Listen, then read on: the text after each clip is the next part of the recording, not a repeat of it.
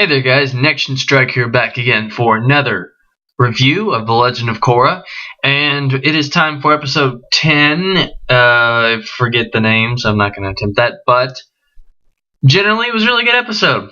Yeah, it was a really good episode. I really liked it.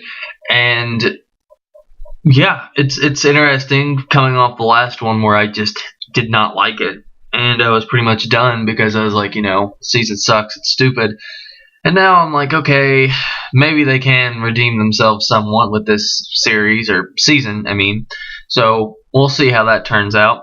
And ironically, the only episodes I've liked had Studio Mar, however you say it. I think it's Studio Mar, I think. But anyway, it had them animating it again, like they did with the beginning, part 1 and 2. So awesome. They're really good. I mean, you can tell it is a huge difference. I mean, gosh. We're finally done with Mediocre Pierrot, which is Studio Pierrot. Might as well just call them Mediocre because they suck. They're really not good. I mean, they weren't very good with Korra. They suck with Naruto. I don't watch Bleach, so I can't tell you about that. But they're just not very good. So I'm glad that we're finally back to the normal.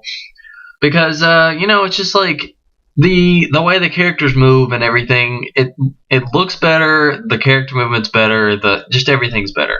The way they draw the faces and everything, it's just so much better. So I'm glad they're finally back to doing it again. But anyway, back onto the episode. This one had a lot of quote-unquote feels moments, and I'm sure some people will kind of complain and some people won't. I don't know. I mean, I'm sure most of the Avatar The Last Airbender fans are happy because we got a surprise. I wouldn't call it a cameo, but we got a surprise episode with Uncle Iroh again. And I can finally tell the difference between him and Mako, or however you pronounce his name, the old voice actor of Iroh who died after Season 2. So they had to replace him in Season 3. I couldn't tell back then when I was watching Avatar The Last Airbender, but I can definitely tell now. But, it's like, okay, I can tell it's not Mako, however you want to say it, but it's still good. It was really nice to have him because he finally talked some freaking sense into Korra. Like, I think after she saw the beginning, part 1 and 2, she was kind of starting to get back and understanding, where things were and stuff. But talking to Uncle Iroh, you could see that she was maybe starting to kind of understand how the spirits worked and how all that was. But, you had to be nice. You had to be positive. You couldn't be all, like, angsty and angry and just, like, throw a temper tantrum every time like she always does. So hopefully that'll rub off on her. God, I wish he was still in the series because he would help her out so much. He would just be like, "You need to chill on Korra, blah, blah, blah." And, almost Uncle Korra. I almost said that. But anyway,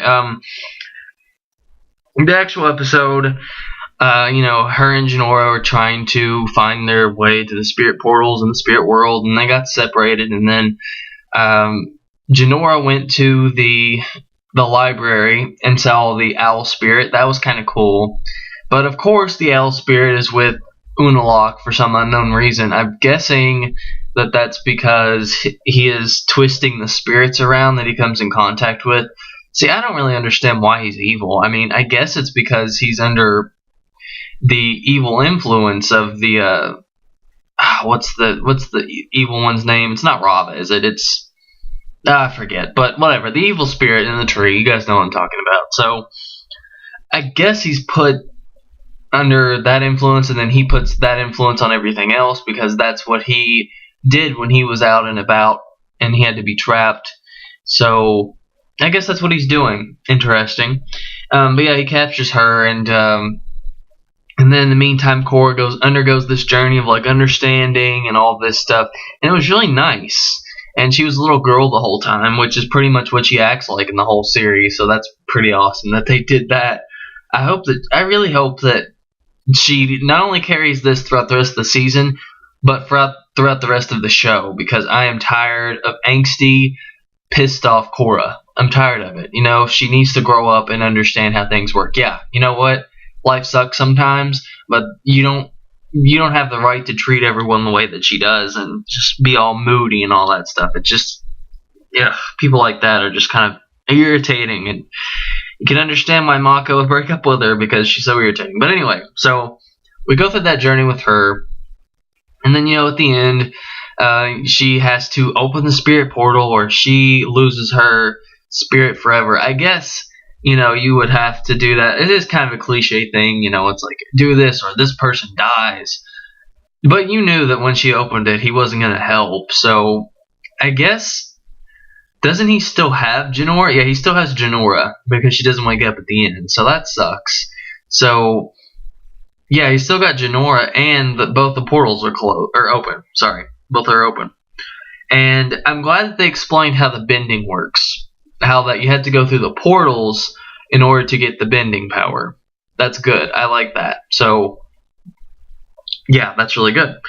And overall, yeah, I thought the ending was really sad. I was like really feeling the ending. I was like, man, they just took a really dark turn with this episode, and I like that. So overall, yeah, it was a really good episode. If they keep them like this, then I can definitely see this season being okay. If it's redeemable, because let's see, after this episode, there's 4 episodes left, and there's 2 episodes at the beginning, so that'd be like 7 pretty good episodes matched with so many. I guess it would be 7 that weren't so good. Man, that does suck. So it's about even, mediocre.